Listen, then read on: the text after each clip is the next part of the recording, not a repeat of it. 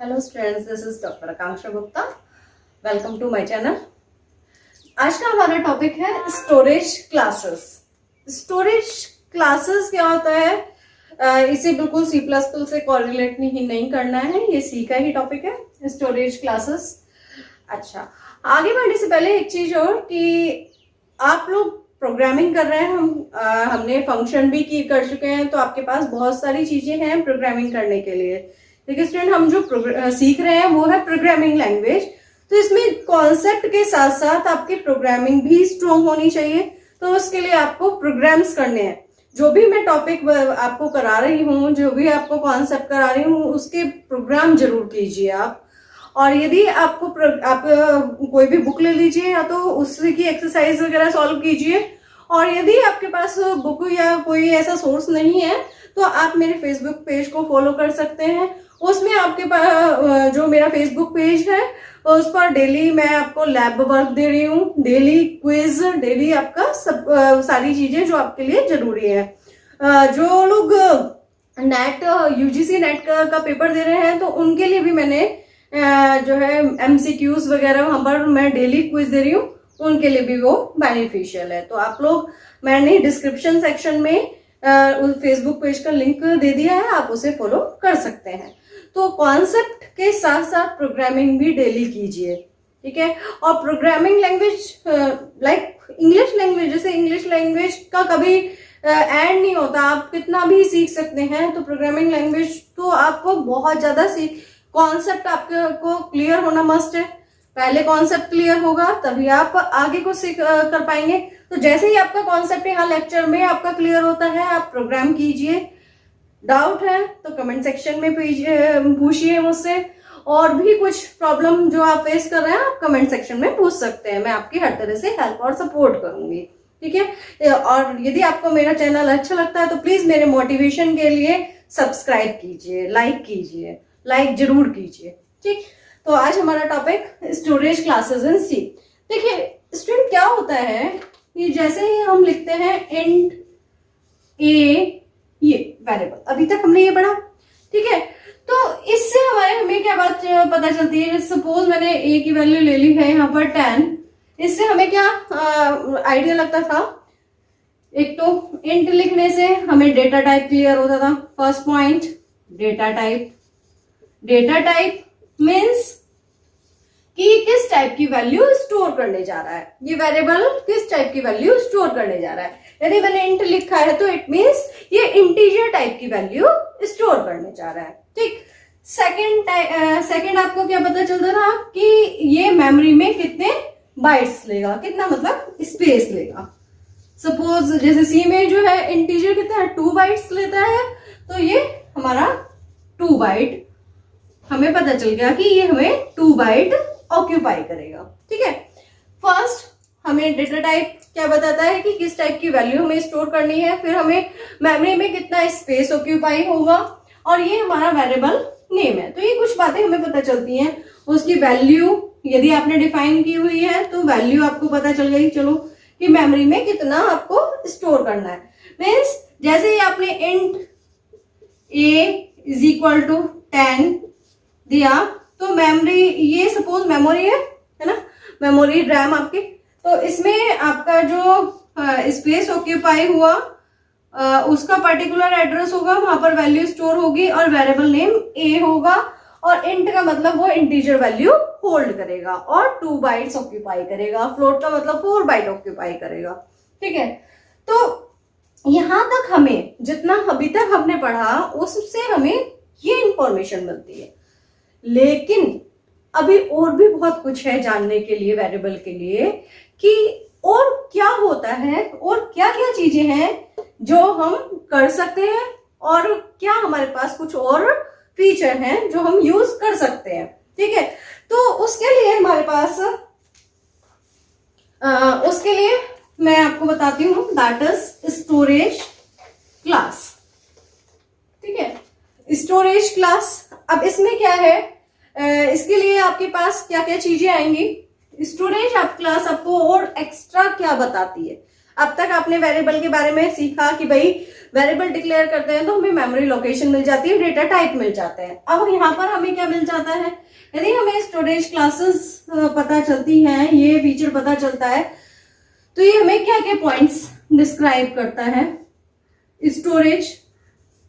Storage first point, ये हमें storage बताएगा। स्टोरेज में कि भाई वेरिएबल हमारा मेमोरी में सेव हो रहा है, स्टोरेज वेरिएबल हमारा मेमोरी में सेव हो रहा है या रजिस्टर में हो रहा है। अब ये रजिस्टर क्या है, मेमोरी। अब तक मैंने जैसे आपको बताया कि इंट ए है ना, इंट ए लिखते के साथ ही क्या हुआ, इंट ए लिखते के साथ ही मेमोरी में, रैम में एक स्पेस बना, मेमोरी में एक स्पेस बना और ये सेव हो गया। तो मतलब ये वेरिएबल कहाँ सेव हुआ, मेमोरी में। लेकिन कुछ वेरिएबल ऐसे भी हैं जो रजिस्टर में सेव होते हैं, सीपीयू रजिस्टर में सेव होते हैं। तो स्टोरेज क्लास आपको ये बताएगी कि कहां पर आपको रजिस्टर में स्टोर कराना है और कहां पर मेमोरी में। ठीक है, कहां पर आपके मेमोरी में स्टोर होते हैं और कहां पर रजिस्टर में स्टोर हो सकते हैं। अच्छा, second point default value, initial value, initial और आप कह सकते हैं डिफॉल्ट वैल्यू। ठीक है, स्टोरेज क्लास से आपको ये भी पता चलता है कि इनिशियल वैल्यू क्या है, किसी वेरिएबल की इनिशियल वैल्यू है, आप कह सकते हैं default value. Default value means जो मतलब आपने नहीं डिफाइन की है, ऑलरेडी जो होती है, बाय डिफॉल्ट जो होती है। लाइक मैं ये प्रिंट करती हूं इंट ए, मैंने कोई वैल्यू नहीं दी और इसे प्रिंट करती हूं प्रिंट एफ ए, मैंने कोई वैल्यू इनिशियलाइज नहीं की है, कोई डिफाइन नहीं की है, तब बाय डिफॉल्ट केस क्या होता है, ये यहाँ पर क्या प्रिंट करेगा। तो स्टोरेज क्लास आपको इस क्वेश्चन का आंसर देती है कि इनिशियल वैल्यू क्या होगी, गार्बेज वैल्यू होगी या 0 होगी या क्या होगी, है ना। ये चीज बताते हैं कि initial value by default value किस केस में गार्बेज होगी और किस केस में 0 होगी। ठीक है, अब आपके पास स्टोरेज क्लासेस क्या क्या बताती हैं कि जो आपका वेरिएबल मेमोरी में सेव होगा या रजिस्टर में सेव होगा। Second thing, initial value garbage होगी या आपकी 0 होगी। And third point, life. Third point, पहले हम स्कोप डिफाइन कर देते हैं, इजी रहेगा आपके लिए। स्कोप, अब स्कोप क्या होता है, स्टोरेज क्लास से ये भी पता चलता है कि किसी वेरिएबल का स्कोप क्या है। स्कोप मीन्स क्या होता है कि उसे हम कहां तक एक्सेस कर सकते हैं। ठीक है, कहां तक उसका स्कोप है, कहां तक वो हम उसे यूज कर पाएंगे। तो स्कोप हमारा ये होता है। और एक फोर्थ पॉइंट होता है लाइफ। इसमें स्टूडेंट थोड़े से कंफ्यूज होते हैं, अभी ध्यान से समझिए, कोई कंफ्यूजन नहीं होगा, बहुत इजी है। स्कोप कि आप कहां तक उसे, किस ब्लॉक तक उसे एक्सेस कर सकते हैं। ठीक है, कहां तक उसे एक्सेस कर सकते हैं। और लाइफ, कहां उसकी वैल्यू परसिस्ट करती है, कहां उसकी वैल्यू परसिस्ट करती है। ठीक है, स्कोप कैसे हो सकता है, स्कोप 2 टाइप का हो सकता है, लोकल हो सकता है और ग्लोबल हो सकता है। ठीक है, लोकल और ग्लोबल, ये समझाते हैं अभी हम। पहले स्कोप हमारा हो सकता है लोकल या ग्लोबल। लोकल मतलब किसी ब्लॉक में जब भी हम कोई वेरिएबल डिक्लेयर करते हैं, जैसे मैंने कहा ये है ना, ये इस ब्लॉक के लिए लोकल, इस ब्लॉक के लिए लोकल है। और ग्लोबल का मतलब होता है कि उसे हम पूरे प्रोग्राम में एक्सेस कर सकते हैं। लोकल का मतलब क्या है, मीनिंग क्या है कि वो पर्टिकुलर ब्लॉक के लिए है ना। लाइक आप ये समझ सकते हैं, अभी मैं आपको प्रीवियस लेक्चर्स में कॉल बाय वैल्यू समझा के आ रही हूँ, तो जो फॉर्मल आर्ग्यूमेंट होते थे वो फंक्शन के लिए क्या है, लोकल है ना, जो वो सिर्फ फंक्शन में काम कर रहे थे। तो मेन में जाकर उनका कोई यूज नहीं हो रहा था, तो वो क्या है, लोकल है, उस फंक्शन के लिए वो लोकल वेरिएबल्स हैं। तो स्कोप कैसा हो सकता है, लोकल और ग्लोबल। आप जैसे ये समझ सकते हैं,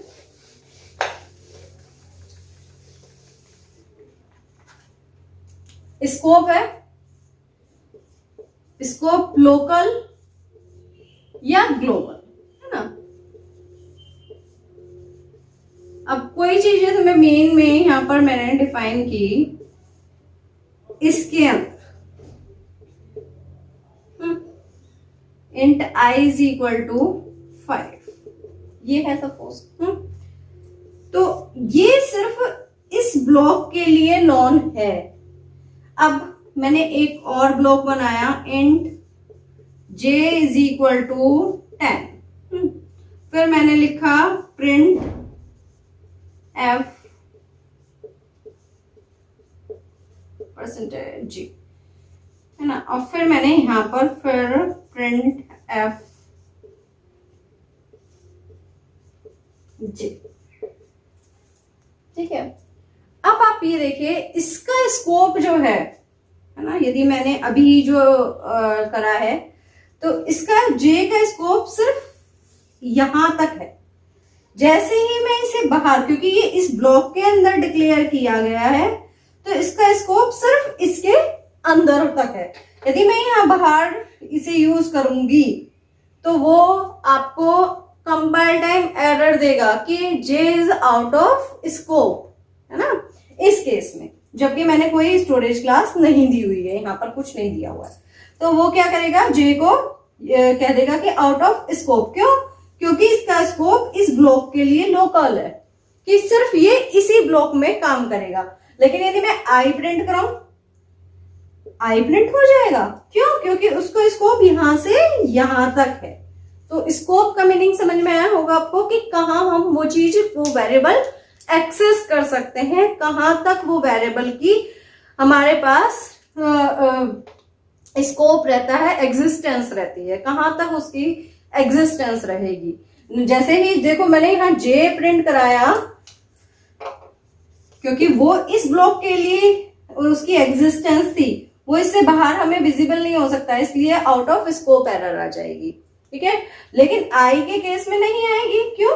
क्योंकि वो उसका स्कोप यहां तक है, जब तक कि हमारा कर्ली ब्रेस है, ठीक। तो स्कोप होता है ये। अब हमारे पास आती है बात लाइफ, है ना। तो लाइफ क्या होती है? लाइफ, ये लाइफ क्या होती है कि इस वेरिएबल की जो वैल्यू है वो कहां तक एग्जिस्ट करती है, मतलब उसकी जो लाइफ है वो कहां तक है। देखिए कोई भी वेरिएबल ऐसा नहीं है, जितना आप ये नहीं सोच सकते कि जितना जब तक प्रोग्राम चलेगा तब तक उसकी लाइफ है। नहीं, लाइफ ब्लॉक तक भी हो सकती है। कुछ वेरिएबल्स की जो लाइफ है वो प्रोग्राम से कम हो सकती है, और प्रोग्राम के जितनी भी हो सकती है। वो डिपेंड करता है कि वो उसकी स्टोरेज क्लास क्या है। अभी मैं बताऊंगी टाइप्स ऑफ स्टोरेज क्लास। तो अभी आपको ये पता होना चाहिए स्कोप मतलब आप कहां कहां उस वेरिएबल को एक्सेस कर सकते हैं, यूज कर सकते हैं, ठीक है। वैल्यू, उसकी वैल्यू कब तक परसिस्ट करेगी, मतलब अपने फंक्शन के बाहर भी वो वैल्यू हम यूज कर सकते हैं, वो वैल्यू चलती जाएगी, या वो वैल्यू वहीं डिस्ट्रॉय हो जाएगी, या क्या। आप एक तरह से यदि एग्जाम्पल आपने कॉल बाय वैल्यू पढ़ी है मेरे से प्रीवियस लेक्चर में, तो आपको पता होगा कि फॉर्मल आर्ग्यूमेंट की वैल्यू जब चेंज हुई तो क्या हुआ, एक्चुअल आर्ग्यूमेंट पे कोई रिफ्लेक्शन नहीं आया था, है ना। कॉल बाय वैल्यू में यही हुआ था। तो क्यों ऐसा हुआ था? क्योंकि जो उनकी वैल्यू सिर्फ कहां तक परसिस्ट कर रही थी, सिर्फ अपने फंक्शन तक।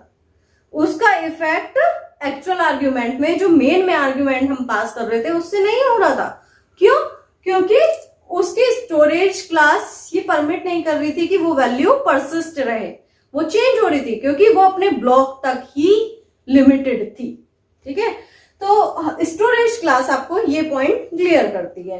लाइफ मतलब वो वैल्यू कब तक परसिस्ट करेगी, before the after the function भी करेगी, या हर फंक्शन कॉल में करेगी, या सिर्फ एक फंक्शन कॉल में करेगी, या जब तक आपका फंक्शन का ब्लॉक चल रहा है तब तक करेगी। लाइफ ये होती है, ठीक है। मतलब उसकी वैल्यू कब तक परसिस्ट करने वाली है, वो है हमारी लाइफ। तो मैंने स्टोरेज क्लास से जैसे ही आप स्टोरेज क्लास कॉन्सेप्ट पढ़ते हैं तो आपको 4 थिंग्स क्लियर हो जाएंगी। मेमोरी, कि वो मेमोरी रैम में सेव होने वाला है, मेमोरी में सेव होने वाला है, या रजिस्टर में सेव होने वाला है, ठीक है। सेकेंड थिंग, आपको पता चलेगी कि डिफॉल्ट इनिशियल वैल्यू क्या होगी वेरिएबल की। फिर आपको पता चलेगी स्कोप, कि इसको हम कहां तक वेरिएबल को एक्सेस कर सकते हैं। फिर लाइफ, कि इसकी वैल्यू कहां तक परसिस्ट करेगी। तो ये पॉइंट्स आपको क्लियर होने वाले हैं स्टोरेज क्लास से। अच्छा, स्टोरेज क्लास जो है 4 टाइप्स की होती है। मैं इस लेक्चर में आपको जो है ये स्टोरेज क्लास जो लेक्चर है ये 2 पार्ट्स में कवर करूंगी। आज पार्ट 1 हम कर रहे हैं, ये जो है ये पार्ट 1 कर रहे हैं, और नेक्स्ट वीडियो में पार्ट 2 कवर करेंगे, ठीक है। First, types of storage class कौन कौन सी होती है स्टोरेज क्लास। देखिए, एक तो ऑटोमेटिक स्टोरेज क्लास होती है, ठीक है। ऑटोमेटिक स्टोरेज क्लास होती है। सेकंड,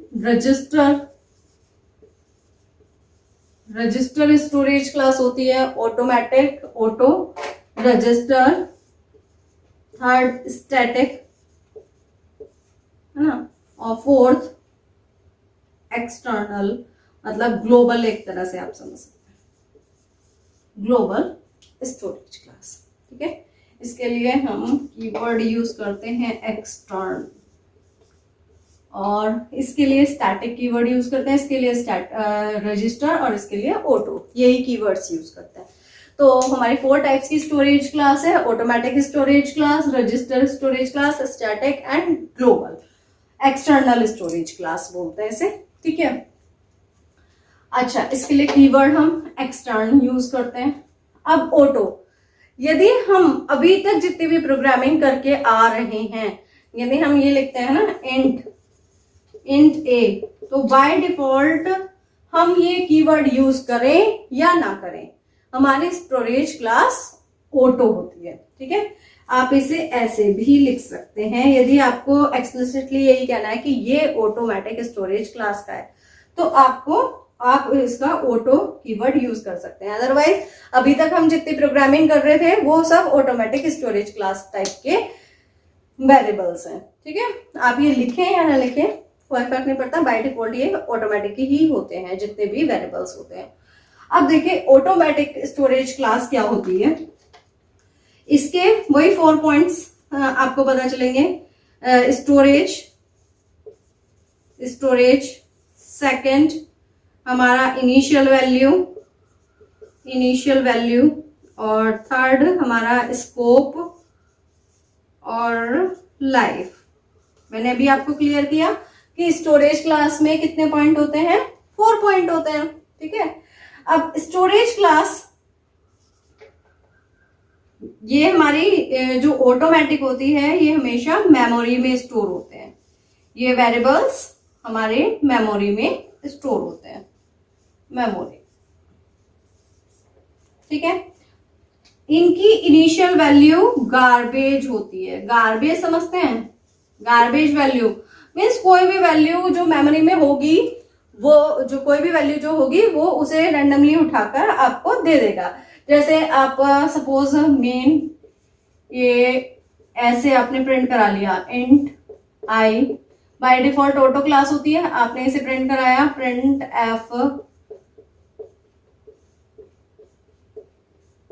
तो इसकी कोई स्पेसिफिक वैल्यू नहीं होगी, कोई फिक्स वैल्यू नहीं, कोई भी वैल्यू उठा के जैसे 6, 5, 2, 4 कुछ भी दे देगा। आपके कंप्यूटर में -1 आ सकता है, मेरे कंप्यूटर में 62 आ सकता है, कुछ भी आ सकता है, कोई भी गार्बेज वैल्यू वो उठाकर दे देगा। स्कोप क्या होता है? Scope local to the block in which it is defined, है ना, in which it is defined. केवल जो इसका स्कोप होता है ये कहां तक हमारा एक्सेसिबल होता है, जिस ब्लॉक में ये डिफाइन हुआ होता है। ठीक है, जैसे मैंने ये हमारे कुछ वो है,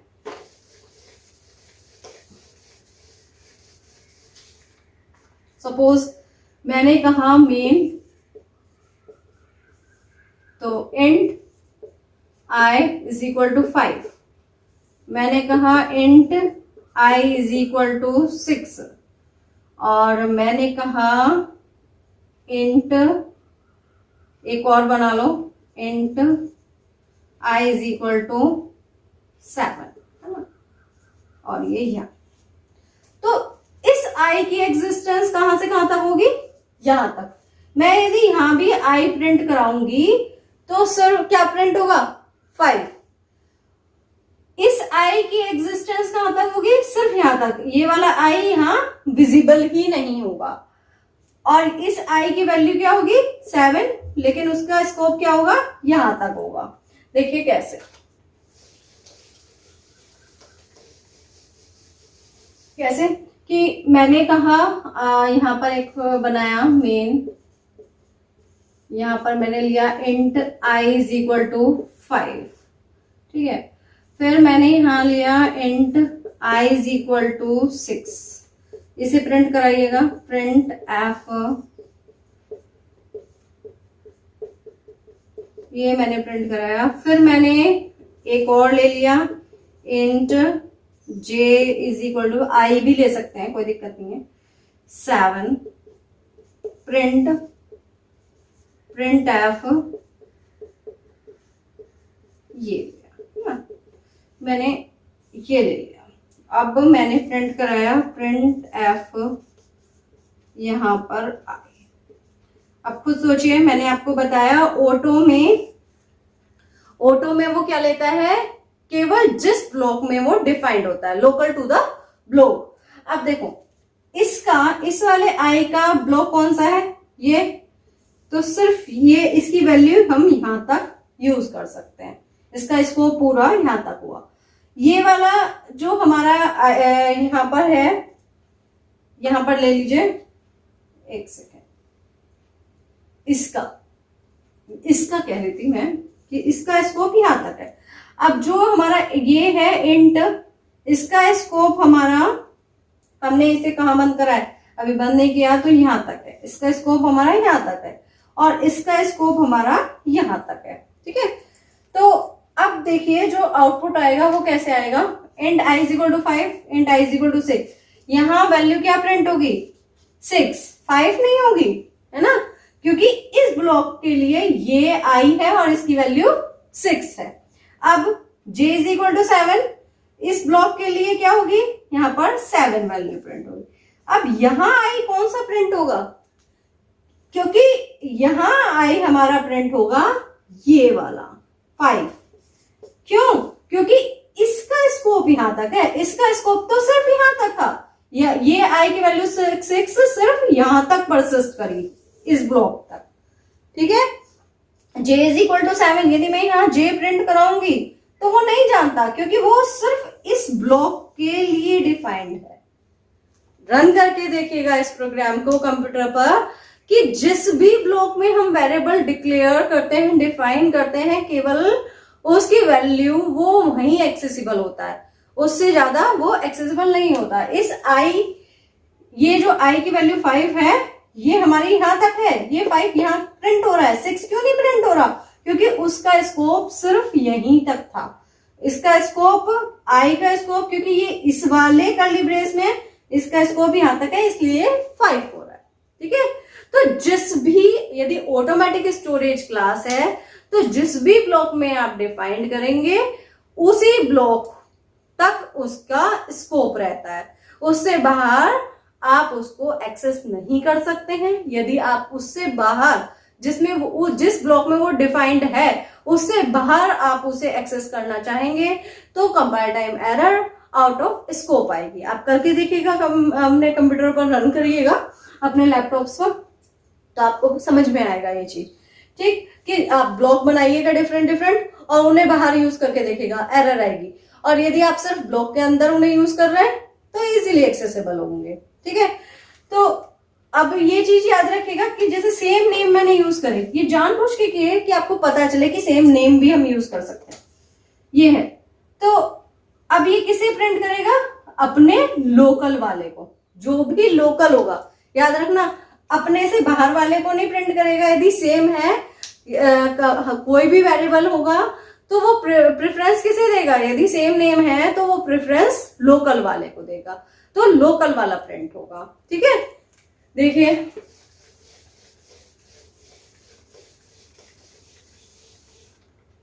ये हमारा है, सपोज ये है main int i is equal to 5, है ना, और यहां पर मैंने int i is equal to same variable ले लिया है, तो क्या प्रिंट करेगा? प्रिंट एफ, ये है ना, तो वो हमेशा जो है लोकल वेरिएबल को, जो इस ब्लॉक में लोकल है उसे प्रिंट करेगा, ग्लोबल वाले को, मतलब उस ऊपर वाले वेरिएबल को नहीं करेगा जिसका स्कोप ज्यादा है, वो पहले लोकल को प्रेफरेंस देगा। हाँ, यहां पर यदि जे होता तो वो 5 प्रिंट करता, तब वो उसे प्रायोरिटी देता और 5 प्रिंट हो जाता। लेकिन अभी हमारा क्या है, यहां पर आई है तो वो हमारा 6 प्रिंट करेगा। ठीक है, क्योंकि आई सेम वेरिएबल है तो वो लोकल वाले को प्रेफरेंस देता है। ठीक, तो ये बात हुई हमारी स्कोप की, कि जिस भी ब्लॉक में हम डिफाइन करेंगे ऑटोमेटिक स्टोरेज क्लास के वेरिएबल को, सिर्फ उसी ब्लॉक में वो हमारा एग्जिस्ट कर पाएगा। और इसकी जो लाइफ होती है, फोर्थ वेरिएबल मैंने स्टोरेज क्लास का बताया, फोर्थ हमने बताया स्टोरेज क्लास का लाइफ, तो इसकी वैल्यू जो होगी, इसकी जो वैल्यू होगी वो ब्लॉक तक ही रहेगी। जैसे int i is equal to 5 ये मैंने लिखा, तो ये वैल्यू बस यहां तक ही है ना। इससे बाहर यदि मैं ये वैल्यू प्रिंट कराना चाहूंगी तो ये वैल्यू नहीं होगी। तो जो हमारी वैल्यू होती है ऑटोमेटिक स्टोरेज क्लास की, वो लाइफ सिर्फ ब्लॉक तक ही रहती है, लोकल टू द ब्लॉक। यदि ऑटोमेटिक स्टोरेज क्लास का है तो इनिशियल वैल्यू गार्बेज होगी, मेमोरी में स्टोर होगा, उसकी लाइफ, उसका scope local to the block होगा और उसकी लाइफ भी लोकल टू द ब्लॉक होगी। इसमें कोई चेंज नहीं होगा, सिर्फ ब्लॉक में जो है, जिस भी ब्लॉक में हमने डिफाइन करा है वहीं तक उसका स्कोप होगा और वहीं तक उसकी वैल्यू होगी, वहीं तक उसकी लाइफ होगी। ठीक है, तो मतलब इसको एक्सेस भी हम इसके अंदर ही कर सकते हैं और इसकी वैल्यू भी इसके अंदर ही हम यूज कर सकते हैं। इसके बाहर हम यूज नहीं कर पाएंगे क्योंकि वो उसकी लाइफ यहीं एंड हो गई। ठीक, इसका स्कोप भी यहीं एंड हो गया ऑटोमेटिक स्टोरेज क्लास का, और इसकी लाइफ भी यहीं एंड हो गई। तो ऑटोमेटिक स्टोरेज क्लास में हमारी जो लाइफ होती है, जो स्कोप होता है, वो दोनों सेम होते हैं, लोकल टू द ब्लॉक होते हैं। जिस ब्लॉक में हम डिफाइन करते हैं उसी ब्लॉक तक उसको हम, उसका स्कोप होता है और उसी ब्लॉक तक उसकी लाइफ होती है। उसी ब्लॉक तक हम उसे एक्सेस कर सकते हैं और उसी ब्लॉक तक उसकी वैल्यू परसिस्ट करती है। लेकिन आने वाले स्टोरेज क्लास में ये कुछ डिफरेंट होंगे, है ना। ये बात हम कर रहे थे ऑटोमेटिक स्टोरेज क्लास की, जो अब तक हम पढ़ते आए पूरी प्रोग्रामिंग में। अब नेक्स्ट स्टोरेज क्लासेस हैं रजिस्टर, स्टैटिक और हमारी ग्लोबल एक्सटर्न कीवर्ड। तो ये मैं नेक्स्ट वीडियो में, नेक्स्ट लेक्चर में डिस्कस करूंगी। तो तब तक आप ये कीजिएगा, है ना। तब तक आप इसको रन करके देखिए, डिफरेंट ब्लॉक में इसको डिफाइन कीजिए, छोटे छोटे प्रोग्राम्स बनाइए, तो जिससे आपको क्लियर हो कि स्टोरेज क्लासेस एक्चुअली में क्या होती हैं। ठीक, तो यदि आपको ये कॉन्सेप्ट अच्छा लगा तो प्लीज मेरे चैनल को लाइक और सब्सक्राइब कीजिए। Thank you so much.